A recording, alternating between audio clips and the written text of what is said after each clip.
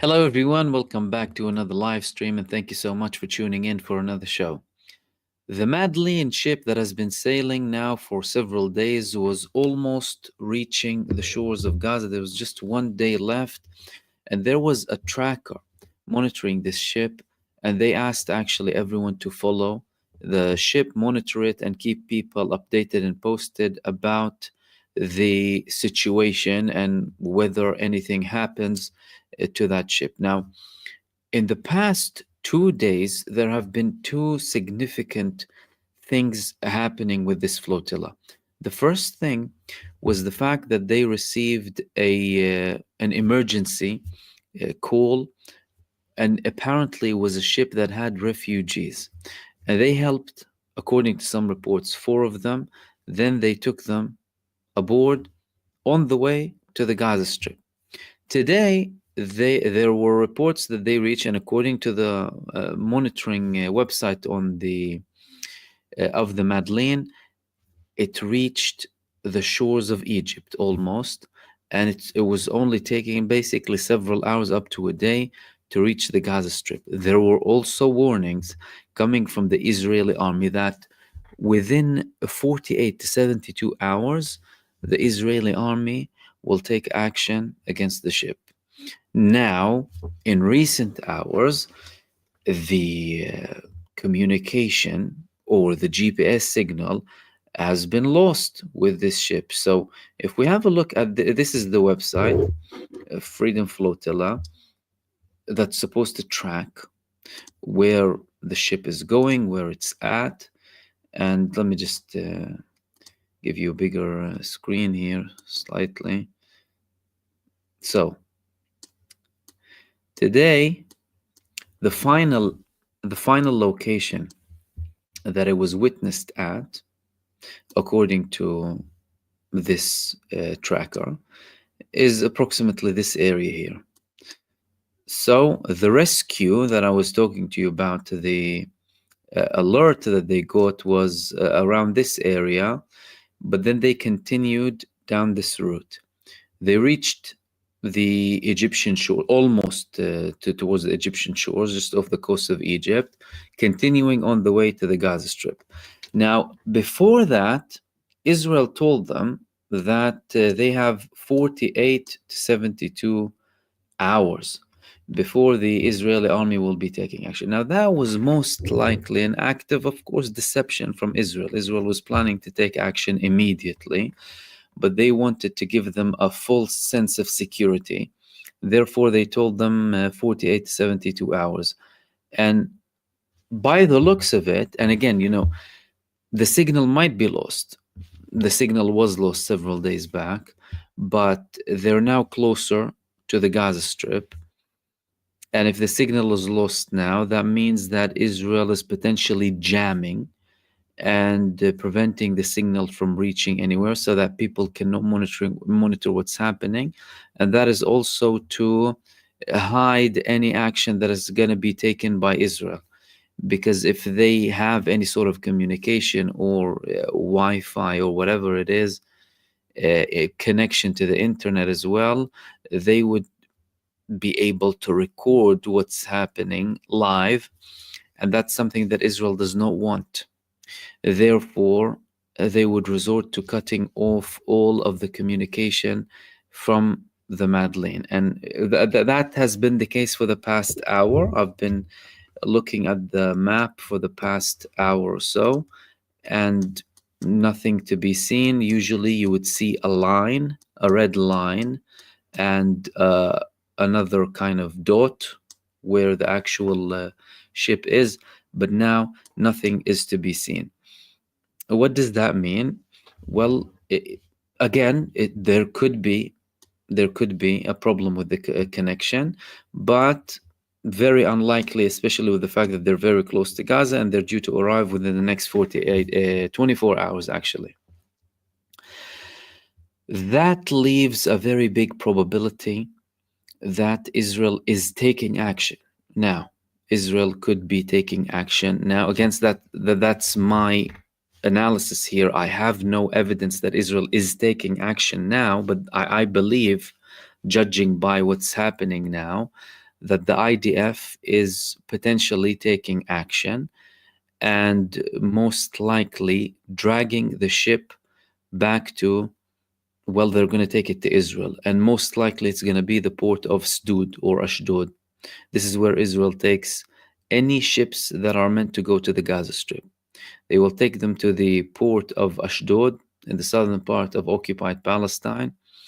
Then they will detain them, they will imprison them, question them, of course, and then there will be, of course, negotiations depending on what they plan. A really bad scenario, and we hope, of course, that that's not the case, is Israel taking even more aggressive acts against these people. Back in 2009, with the initial Freedom Flotilla that sailed from Turkey, 9 were killed.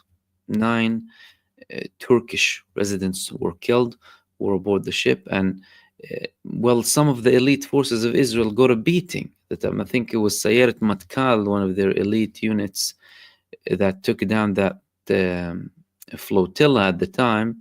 They got a beating, but they also killed 9 of the people who were aboard. However, there's a big gap, there's a big difference between this ship and that initial flotilla. Now it's very, very symbolic. The ship is very small and not many people are on it. So again, despite that, Israel is viewing this, of course, as a risk. Do you know what I mean? It shows you how pathetic these people are. Several people, human rights activists, sailing, and Israel viewing this as some sort of a threat. And this is the ship. Look at it. Very small, by the way. And it's just symbolic more than anything else. But of course, Israel is viewing this as a threat, as a catastrophe, and they already attacked them. In Malta with the drone. They exploded another one previously that was undergoing repair. That was the first thing that I want to talk to you about. We hope and of course pray that nothing dangerous happens and nothing bad happens to these people. They are doing something very honorable that not many people are willing to do. Get out of your comfort zone and your safety, just to send a message of hope to the people of Gaza and show the world that something can be done against this bully pariah terror entity. The things they can do whatever they want, by the way. They have the people in that flotilla, by the way, they took legal advice. Israel has no legal basis, by the way, whatsoever to do anything against them. International waters, the shores of Gaza. Well, Gaza is not Israel. Technically, put aside the argument of occupied Palestine, right? Gaza is not Israel. Israel does not have a right to control the Sea of Gaza, but they have been. And they've prevented the Palestinians from having their own port. They prevented the Palestinians from having an airport. But they told you, the excuse is we left Gaza and look what happened. No, you didn't leave Gaza. You besieged Gaza. You turned Gaza into a concentration camp. Because the excuse now, some of these people will tell you, well, they were living fine before. Why did they have to do the 7th of October? This is the excuse that the Israelis will tell you. They were living in a concentration camp, these people. They weren't functioning as like a normal sovereign state. That's the first thing that I wanted to talk to you about. And of course, if anything comes along while we're in this live stream, I'll hopefully share it with you too. Now, the second thing that I wanted to talk to you about is something very interesting. I told you about this girl, not a girl. She's an adult now. But she's the daughter of one Israeli MK who claimed that she was raped in her childhood. But now The cases of sexual rituals inside of Israel, sadistic sexual rituals, are reaching new highs now. So have a look at this. This was reported in the Jerusalem Post. Survivors are testifying MKs participated in sadistic rituals, sadistic sexual rituals involving minors. Doctors, educators, police officers, past and present members of Knesset were involved in these abuses. That was just posted a couple of days ago. Several women on Tuesday, they testified in the Knesset about sexual abuse that they suffered as minors as part of, look at this here, religious ceremonies. The testimonies came during a joint meeting of the Knesset Committee of the Status of Women and Gender Equality and the Special Committee on Young Israelis chaired by MK Naam Al-Izmi. People in the Israeli Knesset participating in sadistic religious sexual rituals, and some of them are already in the Israeli Knesset. One of the survivors said the following: I experienced ritual abuse over many years until my late teens and was forced to harm other children. I chose to speak out and make my voice heard. I received threats after revealing my story. From age 5 to age 20, I was harmed in these ceremonies. Can you understand what we're talking about? The scale that we're talking about. Pedophilia, sexual abuse, and rituals that are considered to be religious too, with previous and current MKs and doctors and police officers. And so as in, the elite society in Israel abusing, having these rings of rituals, sexual rituals with children from the age 5 onwards. Can you comprehend that? She received testimonies from several women who claimed that doctors, educators, police officers, and past and present members of the Knesset were involved in these abuses. And this woman said that she had to operate and convince maybe other children to participate. Similar to the Epstein ring, but even far worse. Because with Epstein, I mean, the youngest we were hearing about like mid-teens, I mean, early to mid-teens, is talking about 5-year-olds. With people still in the Israeli Knesset, still serving. They don't cease to surprise us, these people.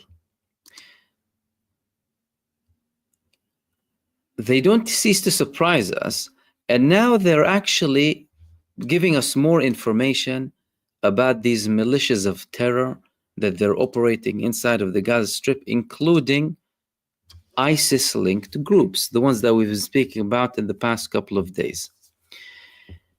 And now they're saying that these people are actually operating not only with Israel, they're not just dealing with Israel, they're also dealing with prostitution, they're dealing with crime, they're dealing with drugs, all sorts of criminality. So I had this report here in the Israeli website Ynet, arming the militias on Netanyahu's orders.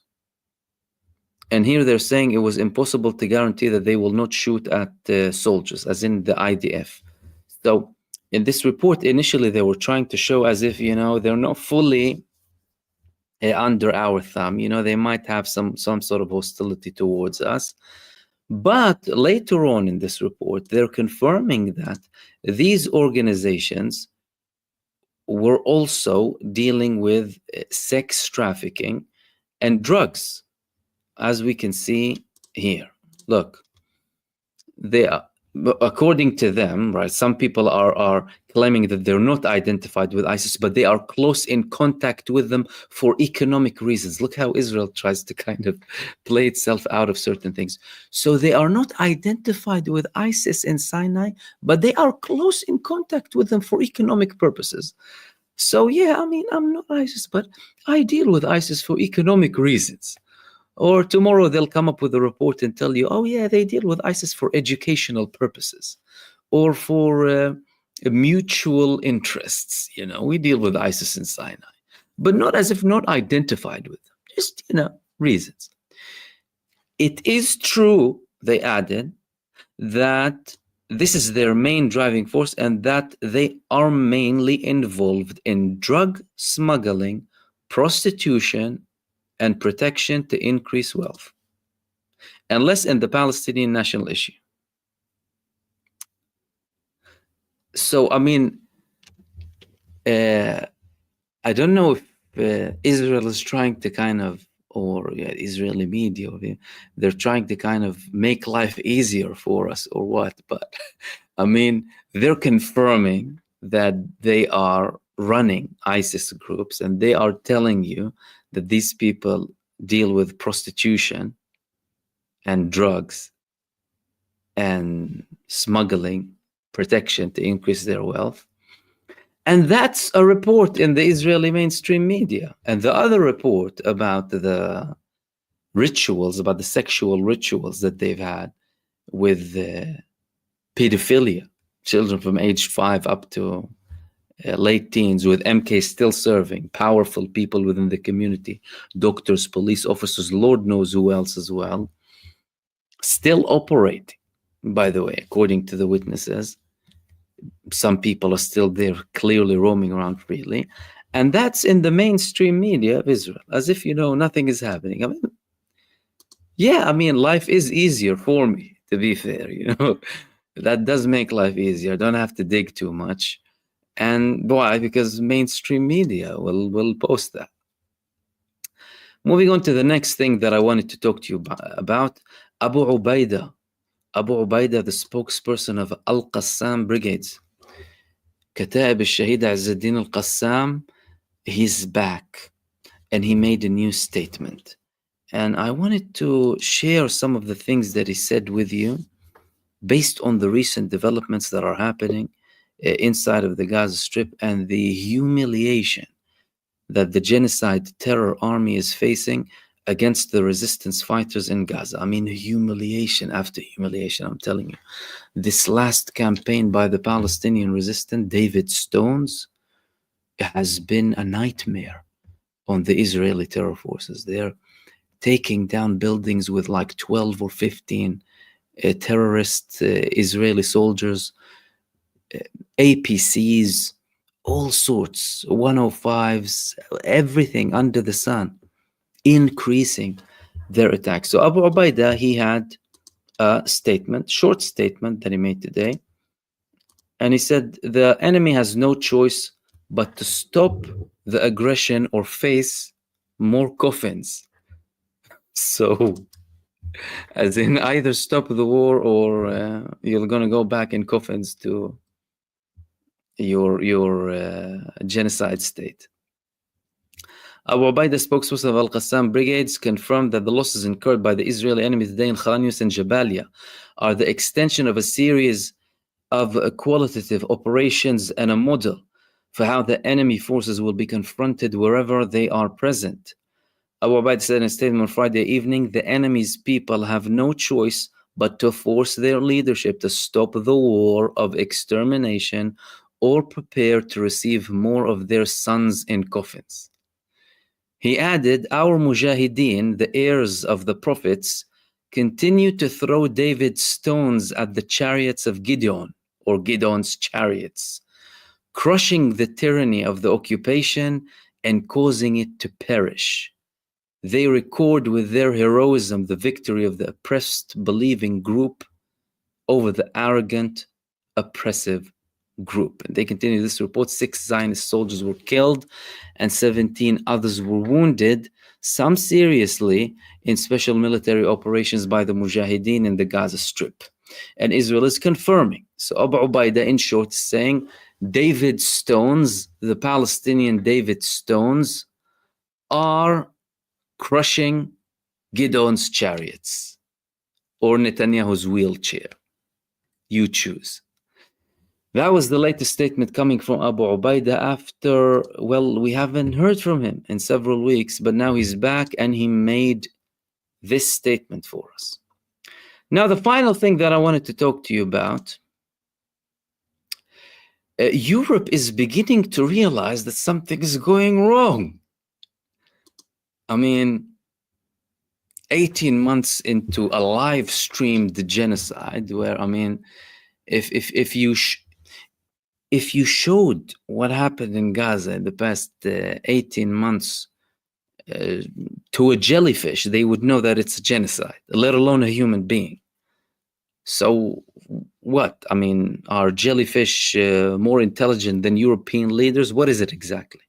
But anyway, the European leaders now are trying to kind of say that there's a problem here, you know. It might be, you know, a war crime, you know. It might be a genocide, we're not sure. However, things are moving towards the right direction, but, you know, slower than a snail that has multiple injuries. Now, they're saying this, the EU. Costa hence EU could penalize Israel over Gaza offensive. Diplomats are weighing plans to downgrade ties. Again, 18 months into a genocide. 19 months into a genocide, or 20 months soon. Despite opposition from some capitals. These capitals, by the way, we were talking about Hungary and the Czech Republic. Germany too, probably. But Hungary and the Czech Republic are very, very staunch supporters of Netanyahu and Israel. Whereas Ireland is almost fully on the side of Palestine. Spain is taking a very strong position. Other countries too, like Norway and what have you, there's a shift. There's a shift. But listen, I mean, there was a statement from Canada, Britain, and France the other day that was also, you know, not the traditional statement, right? But what is he saying, Costa? He said that the agreement that we have with Israel forces Israel to abide by certain laws, humanitarian laws, basic human rights. Now, we may find that Israel is breaching human rights. Again, you know, almost 2 years into a genocide, and Europe is now realizing that, oh, hold on a second, Israel's breaching human rights. Oh my God. 20,000 children, 50,000 in total, tens of thousands under the rubble. And now you're realizing, يخرب بيتك, as we say in Arabic. Good morning. But anyway, according to them, we might have to cut this agreement, but they can't cut the ties completely with Israel. And why? Why are they saying that? Because apparently for them to cut ties with Israel completely, there needs to be a consensus. Oh, everyone needs to agree that they need to cut the ties with Israel. But Hungary and the Czech Republic apparently are still taking very, very supportive positions for Israel. As a matter of fact, Benjamin Netanyahu went and met Orban. He was in Hungary. So Netanyahu was in Europe. And that was an attempt from Netanyahu to show people that, look, I can put my foot down in Europe and you can't do anything about it. Despite that, he was petrified. He was trying to get guarantees from multiple countries, making sure that I can fly over to the United States. Because after he met with Orban, he went to see Donald Trump for the meeting he was invited to. Basically a telling off coming from Donald Trump when he told him that you need to be reasonable, basically. And he made him hear a few things that he didn't really like. So he's still supporting him. And according to this report here, Europe cannot completely cut ties with Israel unless there's consensus. But there can be a move taken that will harm Israel, at least by the majority of the states, because they will be voting against the agreement that they have with Israel, because this agreement obliges Israel to adhere to certain things, humanitarian laws, basic human rights. And of course, again, now they're saying, oh, Israel might be in breach of, human rights. But it's serious. Why is it serious? Because 2 weeks ago, the Israeli foreign minister, he went to Europe just over 2 weeks ago. He met with European leaders, and they already told him about this.